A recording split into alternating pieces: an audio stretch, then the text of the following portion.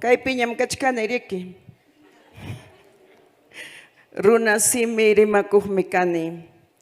Hamkunaina hatun llaqtamanta amuni.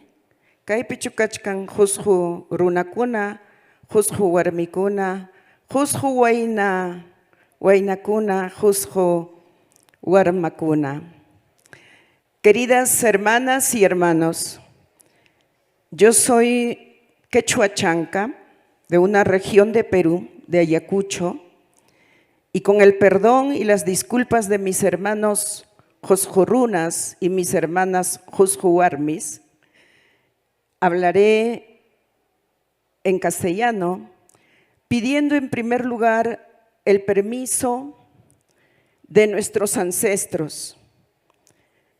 Estamos en un lugar lleno de energía, en un lugar que nos da vitalidad, pero al mismo tiempo nos estamos encontrando con este escenario maravilloso que hoy tenemos que poner en valor nuestros conocimientos y los conocimientos que heredamos de esa civilización que tiene mínimamente 10,000 años de antigüedad.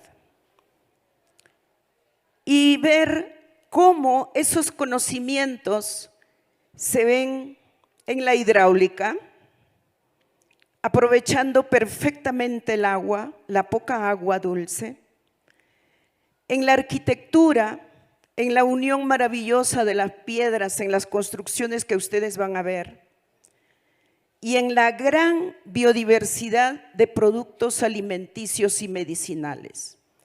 ¿Cómo lo lograron? El ensayo-error, observación, hacer, errar o acertar.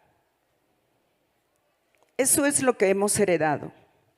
Gracias a UNESCO por contribuir en su alianza con Profonampe, por estar aquí, por introducir el tema, y gracias a RedLAC y a todas y todos que hicieron posible que yo personalmente pudiera aprender muchas cosas técnicas que no lo sabemos todos.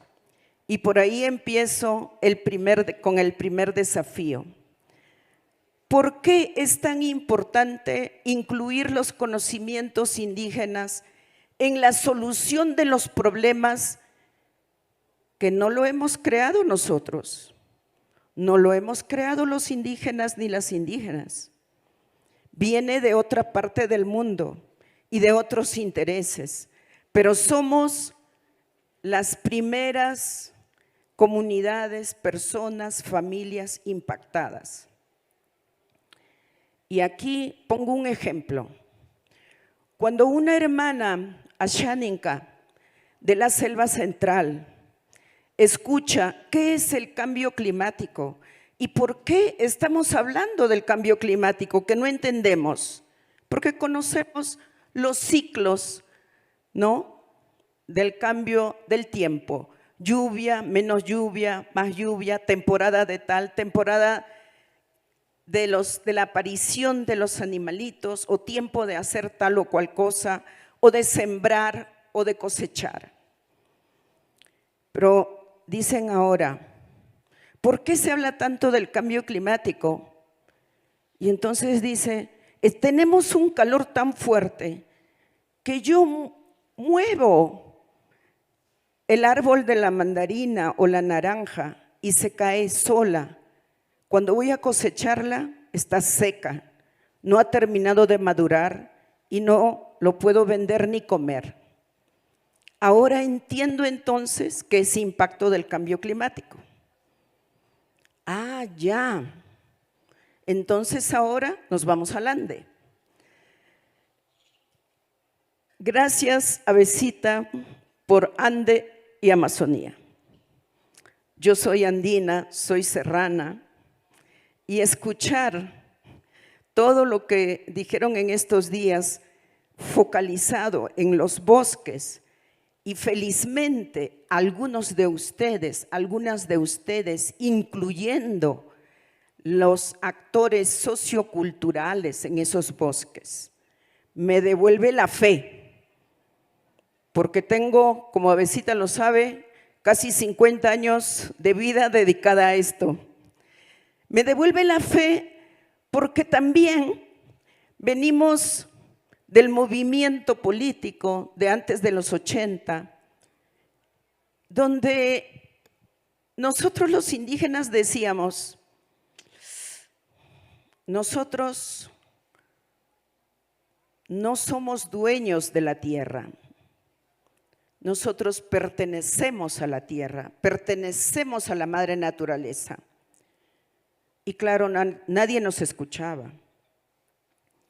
Cuando en esos años se decía, y ahí va mi segundo punto, se decía que nosotros usamos lo que la naturaleza y la Pachamama nos da de acuerdo a nuestra necesidad. Y lo que no necesitamos, lo dejamos pasar, como los pequeños peces, dejamos que el árbol siga creciendo.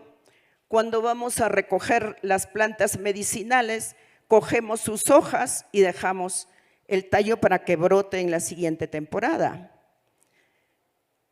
Y producíamos los alimentos, como lo dijo mi hermana, para nosotros. Y entonces decimos, ¿qué significa esto de usar solo lo que necesitamos de la madre naturaleza? Y no estamos depredándola. Aprendimos la palabra, no depredar. Y cuando en los años, no sé si 2000 o antes, empieza a hablarse de sostenibilidad, los pueblos indígenas, analizando, escuchando y reflexionando, llegamos a la conclusión que tenemos una visión del mundo sostenible, porque no la depredamos, porque no la matamos, porque no la eliminamos. Entonces, en esos años empezamos a discutir, es que es el sistema de allá y el sistema nuestro, no dialogan. Después de cuántos años, fíjense ustedes, que tenemos que hacer esfuerzos para dialogar, para que dialoguen los saberes, para que dialoguen los conocimientos, para que retomemos algunos aportes y conocimientos y prácticas de pueblos que aún no son considerados sujetos plenos de derecho en este otro sistema. Tenemos que contribuir también a que los pueblos originarios del mundo, que somos casi 480 millones, y en esta región casi 58 millones, accedamos a tener derechos plenos en nuestros países y no como comunidades fragmentadas que siguen padeciendo la exclusión o las discriminaciones. Entonces, creemos, ¿no es cierto, hermanos? Nos hemos ganado el derecho de hacer que este sistema cambie ese chip del que habla el hermano Hammer, de vernos con la, ¿qué diría yo? La tabla de la horizontalidad, los derechos fundamentales para nosotros, y lo hemos definido como mujeres indígenas a nivel global. El primer derecho colectivo es el derecho al territorio, a la tierra y el acceso a los recursos para seguir usándolo de la forma como nosotras y nosotros decidamos. En esa etapa, volviendo al tema de los sistemas y el diálogo, cada vez más hace falta espacios como estos para que las diferencias y para que las diferentes formas de pensamiento contribuyan ¿a dónde? A la construcción de una sociedad que no se avergüence de sí misma. Porque debe ser avergonzante tener el 30% de extrema pobreza en países ricos, donde estamos viendo cómo la creatividad, el ingenio y los conocimientos heredados por esos pueblos no son reconocidos, a pesar de tener orgullo porque hemos acumulado 4,000 variedades de papa en nuestro país. Porque tenemos 4,000 variedades de papa, totalmente comprobables. Pero los herederos de los que nos dejaron esos conocimientos, ¿dónde están? No, señoras y señores, no podemos permitir que siga apareciendo en el mapa de la extrema pobreza. Y que en algunos casos nos dicen que somos casi la despensa de la alimentación. ¿Y quiénes son los que contribuyen a esa despensa? Con la gran variedad de alimentos en los diferentes pisos ecológicos y en nuestra gran Amazonía, con cada conocimiento de cada hermana, de cada hermano, cuando uno habla con ellas y te dice, este árbol tiene tales hormigas, tiene tales gusanitos, y eso lo comemos en tal época, y llegamos a la conclusión que son las proteínas que ahora están desapareciendo por la desaparición de esos árboles. Y que aparecen nuevas enfermedades porque ya no tienen acceso a los mismos animales de monte o a las hierbas. Entonces, yo les contaré, relacionando con el cambio climático y con alguien que mostró un mapa de la NASA. Me llegó una información de una foto tomada por la NASA en Madre de Dios, donde aparece el gran río Dorado. Yo no sé qué es la tecnología tan sofisticada que se ve todo negro y el brillo del río lleno de oro. Y me dicen, miren para lo que sirve la tecnología. ¿Es amenaza o es oportunidad? Cuando hablamos de defender los bosques, la montaña, tenemos que tener en cuenta todos esos otros aspectos que hacen que muchas veces nuestros esfuerzos y los esfuerzos de ustedes sean mínimos. ¿Cómo en esta alianza de reconocer y valorar los conocimientos de los pueblos indígenas, y ya lo venimos diciendo hace mucho tiempo, tómennos no como el problema, no como el atraso del país, sino como actoras y actores que contribuyen a la solución. ¿Con qué? Con nuestros conocimientos, con nuestras capacidades, con nuestra voluntad, con nuestra dignidad. El otro aspecto importante para ello, mi querida gente de UNESCO, relacionado con educación, ciencia y cultura, es que hay que contribuir en el cambio del sistema educativo público en nuestros países.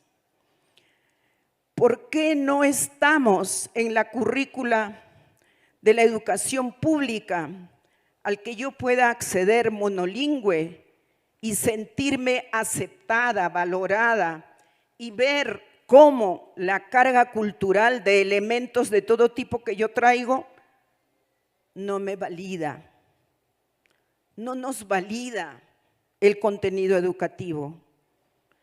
Tiene que haber un cambio en el contenido educativo de nuestros países, donde la lengua las expresiones culturales de todo tipo, el arte, los conocimientos que las abuelas practican, no se quiebre cuando sales de la casa o de la comunidad y vas a la escuela formal, sino que tenga una proyección para que lleguemos a ser sujetas y sujetos plenos de derecho y cambiar el sistema en nuestros países, mi querido Hammer, porque tenemos que prepararnos para estar en los espacios de decisión.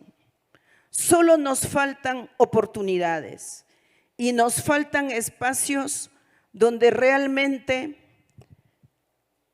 tengamos esa conciencia de que no debemos nada a nadie. No podemos seguir recibiendo, por ejemplo, un sistema de educación en el que la historia nos presenta como perdedores. No, el rol de la UNESCO para mí es importantísimo. Y ahí yo me propongo un desafío. ¿Cómo me meto en la reunión o las asambleas de la UNESCO a donde van los ministros de educación y donde se ven los contenidos de la educación? ¿Por qué? Porque no estamos ahí. No estamos diciendo, señoras, el textil que tejen mi abuelita, mi bisabuela en la comunidad, que es el chumpi, si las niñas y los niños en las escuelas públicas lo empiezan a hacer en vez de cortar papel, le desarrolla la psicomotricidad fina y gruesa y además toda la lógica para el aprendizaje matemático. Eso me gustaría que esté en el contenido educativo desde la inicial, porque lo hemos comprobado con las mujeres monolingües desplazadas a raíz de la violencia política, donde ella dice, trae lana, pone estaca, y empieza a enseñar a los niños. Pedimos a alguien que nos ayude a ver qué significaba, y ahí está, en el Tulpuni. ¿Por qué no entrar una práctica, un conocimiento como esto dentro de una política de la currícula educativa, no solo para los andinos, para el país? Y con los hermanos Yanesha desarrollamos, y las hermanas Yanesha, desarrollamos una propuesta de recuperar iconografía propia, aplicado al vestuario. Y porque alguien dijo, ¿cómo quisiera tener un proyecto para recuperar los 7 colores de algodón que mi abuelita sembraba? Porque ya no lo tenemos. Y yo me pasé buscando el dinero. Unas me decían, no, porque nosotros apoyamos proyectos para la igualdad de género. No, porque ese proyecto es cultural. No, porque no es no sé qué. Nunca había. Bueno, me dieron un premio y nos metimos a recuperar los algodones de color. Y recuperamos no solo el algodón de color. Vimos que la caoba, el cedro, tiene relación con la captura de carbono y que además las hojas se podían usar para los tintes.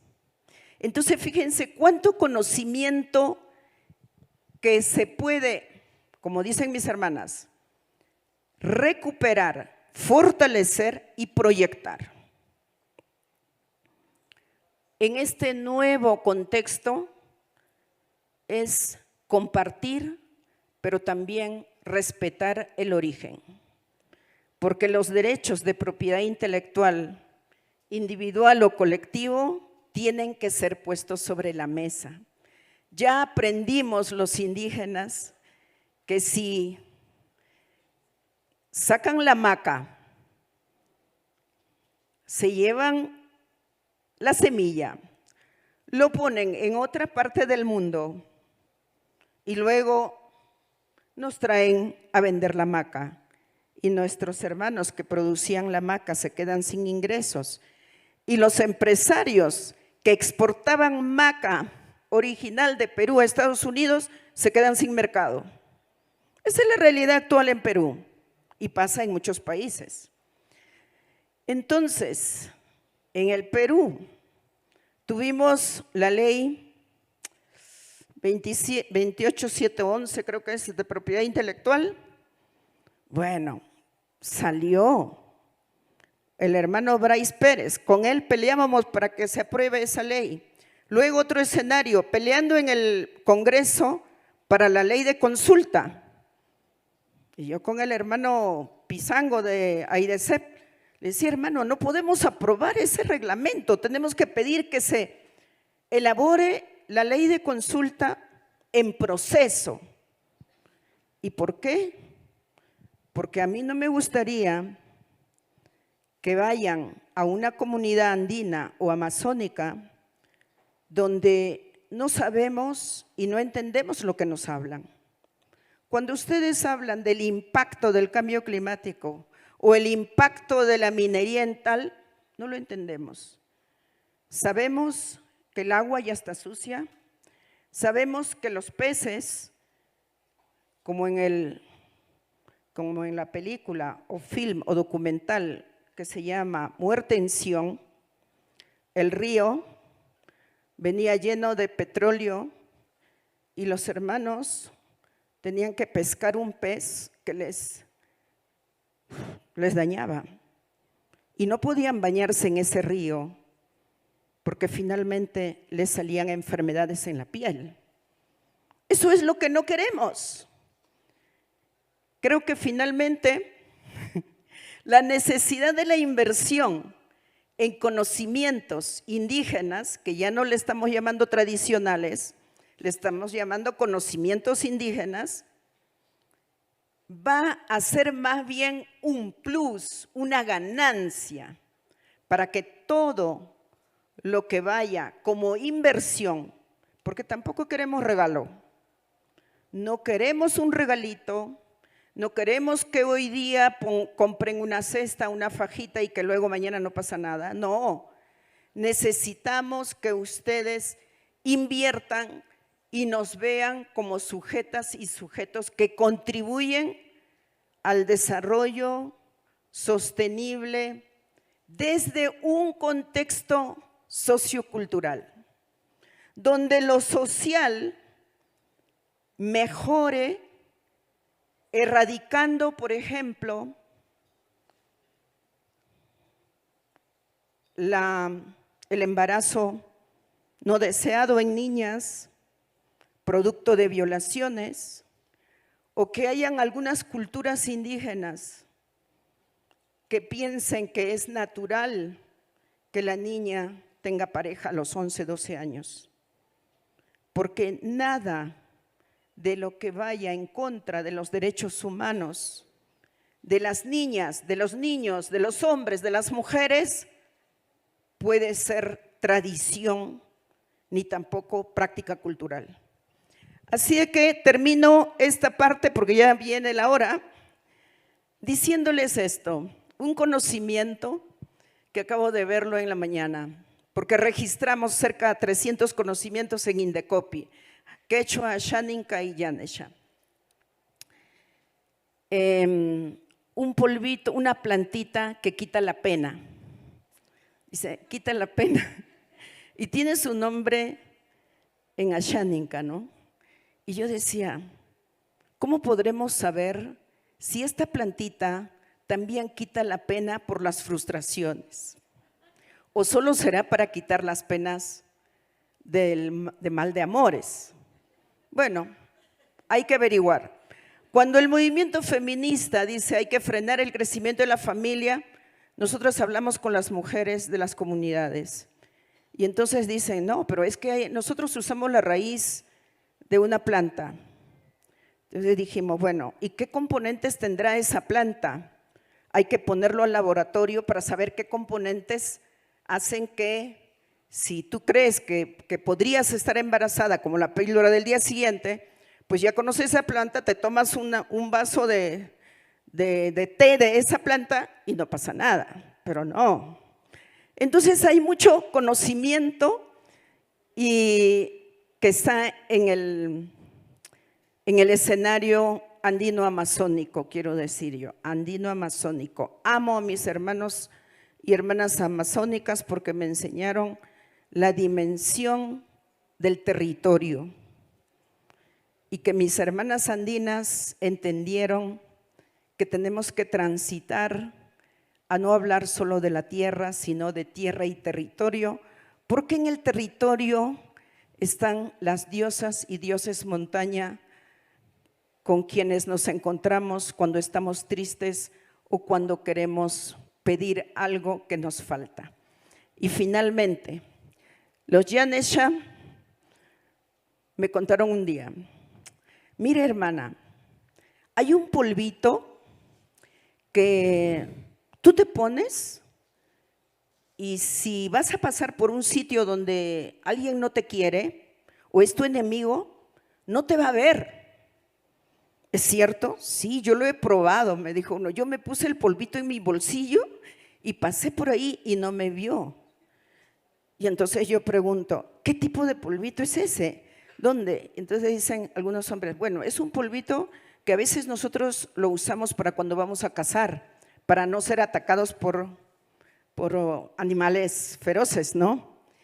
Y entonces yo decía, voy a compartir con el auditorio que yo quisiera saber qué tiene ese polvito para que las armas desaparezcan en el mundo. El mundo duele con tanta violencia y con tanta guerra y con tantas discriminaciones de todo tipo. Así que muchísimas gracias, UNESCO. Espero no haberlos defraudado. Y Profonampe.